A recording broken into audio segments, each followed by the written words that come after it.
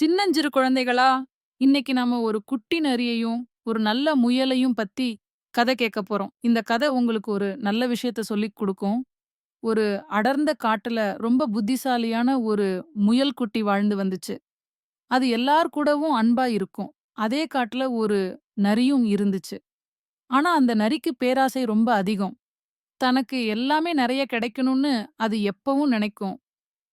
ஒரு நாள் அந்த முயல் குட்டி காட்டுல போய்க்கிட்டே இருக்கும்போது, ரொம்ப சுவையான 2 கேரட் கிழங்க கண்டுபிடிச்சுது. அந்த கேரட்ட பார்த்ததும் அதுக்கு ரொம்ப சந்தோஷமா ஆயிடுச்சு. ஒண்ணு எனக்கும், இன்னொன்னு என் நண்பர்களுக்கும் எடுத்துட்டு போலாம்னு அது நெனச்சுச்சு. அதே நேரம் அந்த பேராசைக்கார நரி அந்த வழியா வந்துச்சு. முயல் கிட்ட 2 கேரட் இருக்கிறத பார்த்ததும் அதுக்கு ஒரே ஆசை. இந்த 2 கேரட்டும் எனக்கே கிடைச்சிட்டா எவ்வளவு நல்லா இருக்கும்னு அது நெனச்சுது. நரி அந்த முயல் கிட்ட போயி, "முயல் குட்டி, முயல் குட்டி, இந்த 2 கேரட்டும் எனக்கு குடுத்துடு. எனக்கு ரொம்ப பசியா இருக்குன்னு" கேட்டுச்சு. அந்த முயல் நல்ல மனசு படைச்சதுனால, ஒரு கேரட்ட நரிக்கே குடுத்துறலாம்னு நெனச்சுது. ஆனா அந்த பேராசைக்கார நரிக்கு ஒரு கேரட் பத்தல.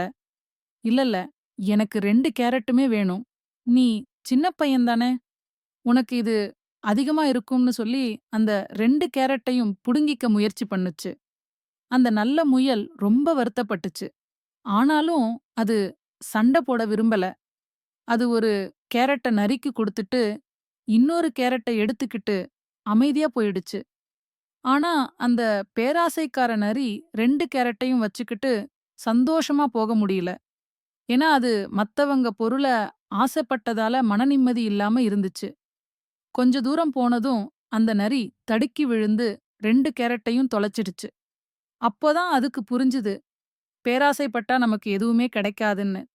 ஆனா, அந்த நல்ல முயல் ஒரு கேரட்டோடயே சந்தோஷமா தன்னோட நண்பர்களோட பகிர்ந்து சாப்பிட்டுச்சு. இந்த கதையில இருந்து நாம என்ன தெரிஞ்சுக்கிட்டோம் குட்டீஸ்? பேராசை எப்பவுமே துன்பத்த கொடுக்கும். விட்டுக் குடுத்து அன்பா இருந்தா எப்பவும் சந்தோஷமா இருக்கலாம். இப்போ எல்லாரும் நல்லா தூங்குங்க. Good night.